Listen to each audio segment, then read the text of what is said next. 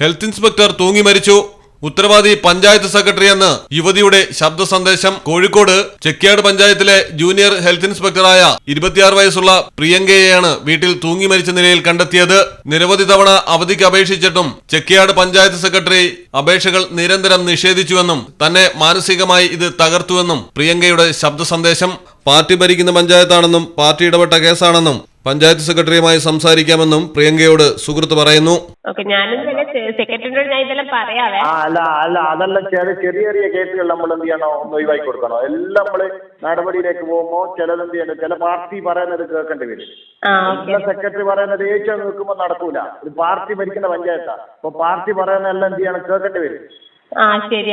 പിന്നെ എസ്ഐനോട് ഞാൻ പറഞ്ഞു, എസ്ഐനെ നിയമിക്കുമ്പോ ഞാൻ നിങ്ങളെ ബന്ധപ്പെട്ട ആളെ എന്നെ വിളിച്ചിനേനു. അപ്പൊ പറഞ്ഞെങ്കിൽ പാർട്ടി പറയുന്നത് പൂർണ്ണമായിട്ട് പരിഗണിക്കുന്നതെന്ന് ഞാൻ പറഞ്ഞിട്ട് നിങ്ങളെല്ലാം നിയമിക്കുകയും ചെയ്തത് ആ പോസ്റ്റിലേക്ക്. അതുകൂടി നിങ്ങൾ ശ്രദ്ധിക്കണം, നിങ്ങളെ ശ്രദ്ധയിലുണ്ടാകണം കേട്ടാ. ആത്മഹത്യാ കുറിപ്പിലും പഞ്ചായത്ത് സെക്രട്ടറിക്കെതിരെ പരാമർശമുണ്ട്.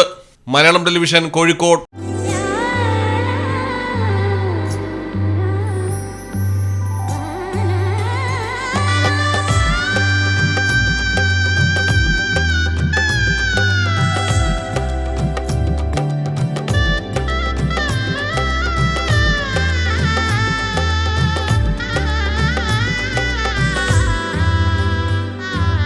Celebrate the moments of colors.